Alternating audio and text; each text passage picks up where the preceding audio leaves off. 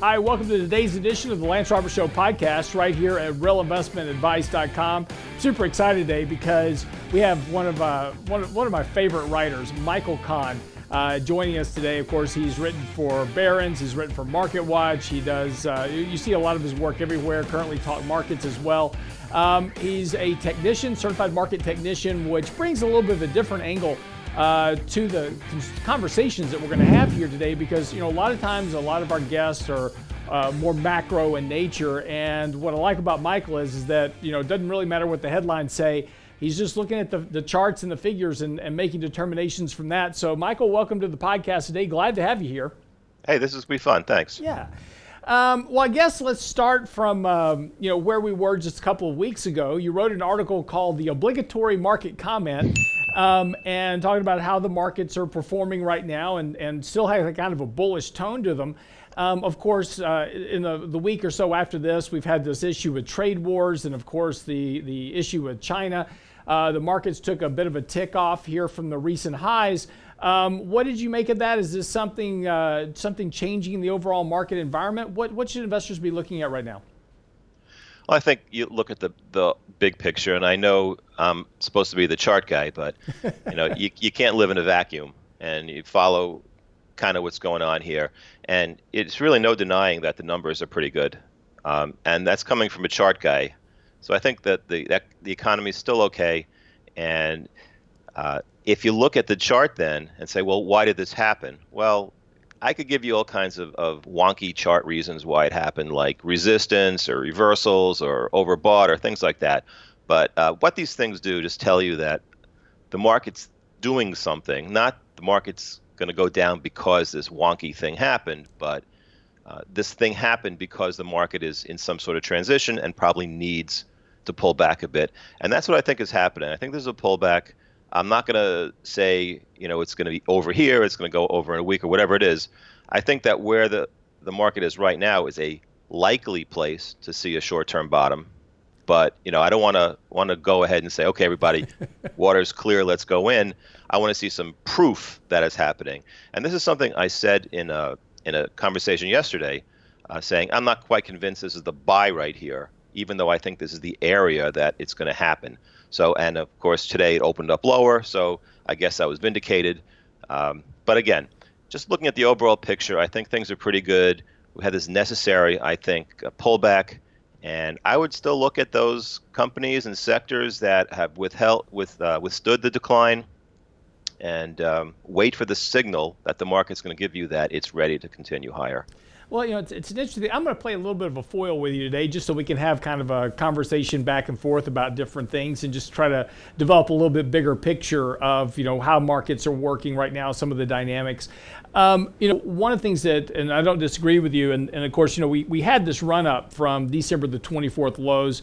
We actually made and kind of penetrated to all-time highs. Everybody got kind of excited here, but it was really a pretty much an exhaustive run from those lows, and a very sharp reversal. In just a couple of months of 2018, the world's coming to an end.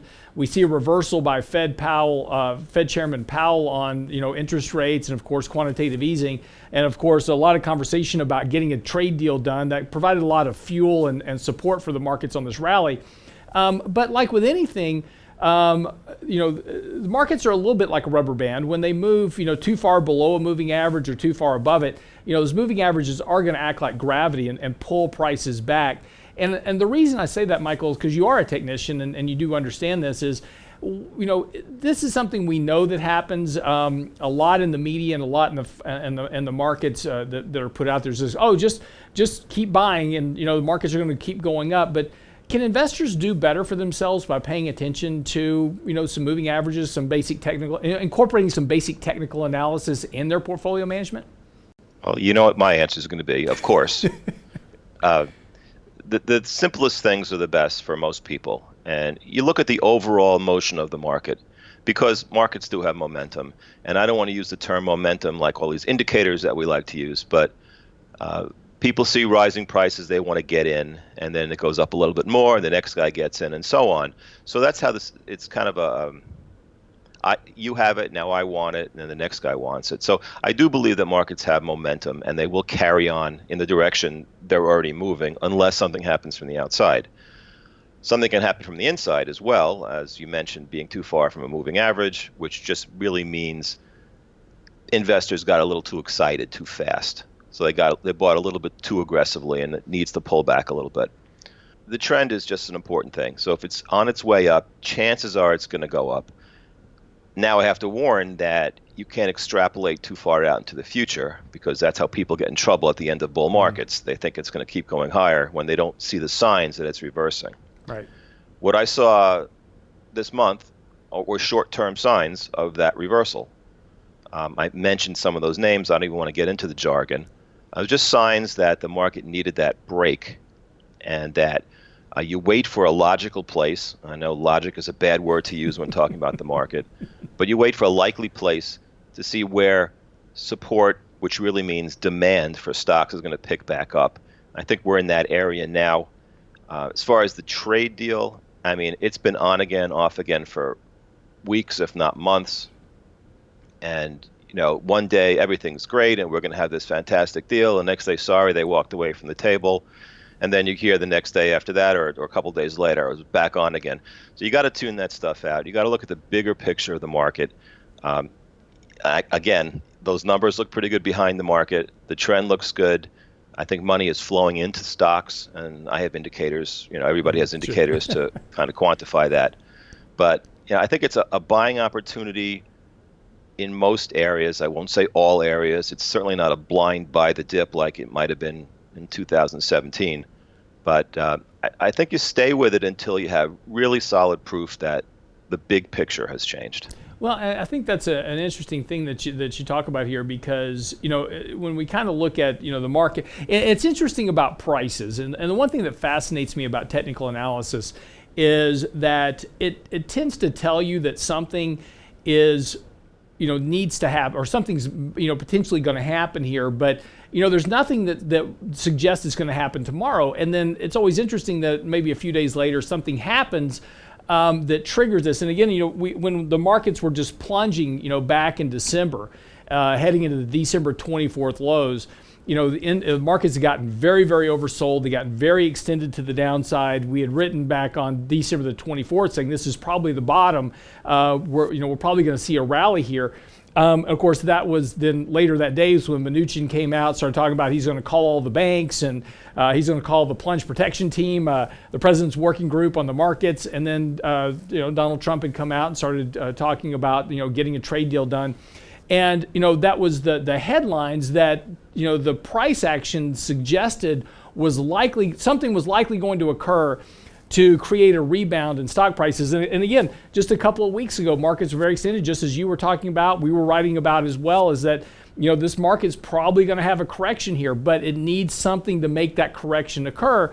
And then just a few days later, trade deals off. It's always interesting to me that the technical analysis, the viewing of the price action, is pretty decent at predicting a turn of events, even though we don't know what those events are going to be. Again, you don't have to convince me of that. We have markets that get, I'll use the word, overbought. It just means that they're moving pretty fast, maybe faster than the fundamentals are improving, faster than any real reason why a market should go up so fast. So it gets overbought. The thing is, just because it's overbought doesn't mean it's got to snap back right then and there. Mm-hmm. As you just said, it does need some kind of trigger. And what we as technicians are doing are looking for that trigger, looking for the sign on the charts that the trigger has happened. So in December, I didn't know when the bottom was going to be. I mean, I saw that, this thing is crazy. They're panicking like 2008 here. Right. But then it reversed one day, and the buyers came flooding in. And we got, again, I'm sorry for the jargon, we got a breadth thrust, right, and a couple other breadth indicators that said it's different. Something changed in this market, and it's really time to start nibbling back in. So I'm going to take a quick break with Michael Kahn. Of course, like I said, you can find his articles just about everywhere right now. You find them on talkmarkets.com. He's a great writer, just a fantastic technician. It's why I love, conversing with him. We also publish his articles on our website as well at realinvestmentadvice.com. Got one coming out in the next day or so there as well from Michael. So make sure you get by the website, realinvestmentadvice.com. We're going to come back, and I want to talk with you, Michael, a little bit about the longer-term picture, just for a moment in the S&P. Is the markets telling us that a trend change might be occurring on a longer-term basis? We'll talk about that when we come back with Michael Kahn right here on the Lance Roberts Show podcast, realinvestmentadvice.com.